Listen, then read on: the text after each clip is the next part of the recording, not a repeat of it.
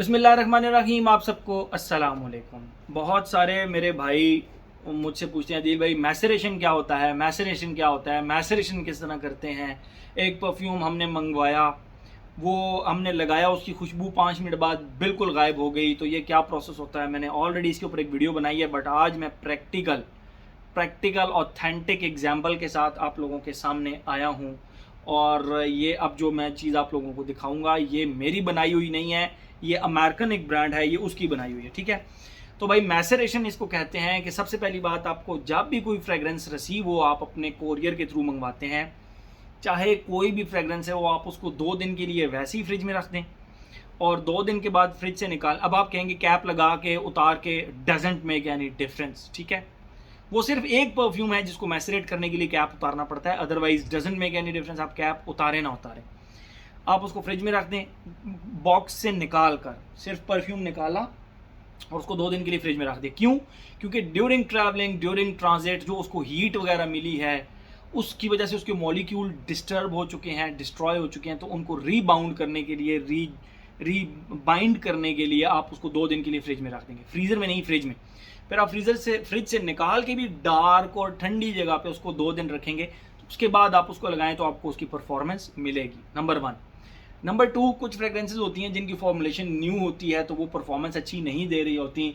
More specifically बात की जाए तो पैरिस कॉर्नर की इस तरह की बहुत सी फ्रेगरेंसेज हैं जो कि आप जब खरीदते हैं तो आपको परफॉर्मेंस बिल्कुल नहीं देती इस तरह मैसरेट करने के बावजूद।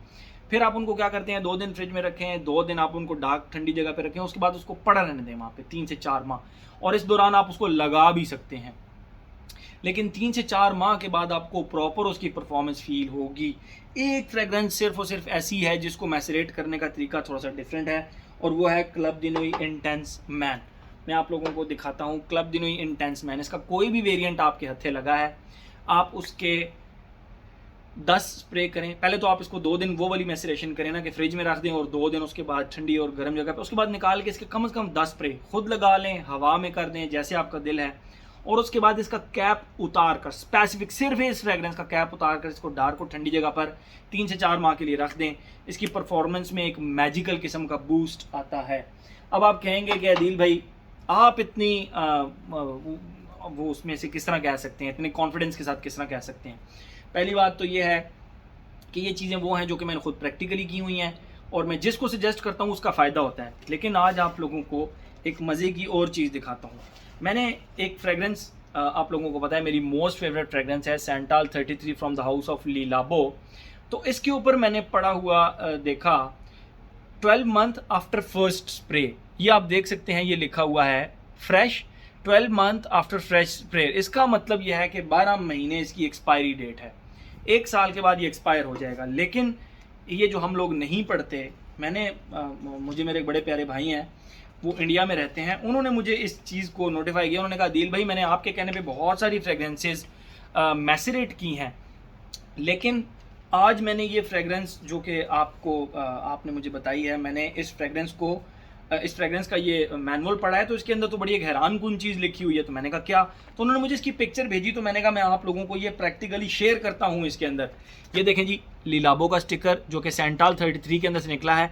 आप यहाँ पर वीडियो को पॉज कर कर पढ़ सकते हैं कि ये लिखा हुआ है perfume and candle care, we advise you to we advise you to store your scent in the refrigerator if you will not use it for a long time।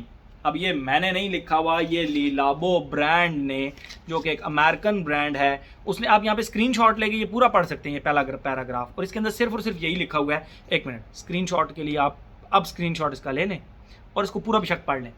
इसके अंदर बाकायदा लिखा हुआ है कि अगर आप फ्रेगरेंस को इस्तेमाल नहीं कर रहे तो उसको रेफ्रिजरेटर में रख सकते हैं, आप फॉर लाइफ भी रख सकते हैं। जब आप उसको निकालेंगे, लगाएंगे, तो वो आपको एक फ्रेश फील देगी। लेकिन मेरी पर्सनल एक्सपीरियंस में यह है कि आप 2 दिन रखें, जब आपको फ्रेगरेंस रिसीव हो उसके भी 2 दिन के बाद आप उसको निकाल के ठंडी और गर्म जगह पे रख दें, you are good to go. अगर और उसके बाद ये है कि आप उस फ्रेगरेंस को जूं अपने शेल्फ में रखेंगे, और कभी भी फ्रेगरेंस, मैं तो शेक नहीं करूँगा इसको, मैं जस्ट आप लोगों को बताने लगूँ, कभी भी उसको शेक करके मत लगाएं, मॉलिक्यूल्स की ऐसी तैसी फिर जाती है बिल्कुल।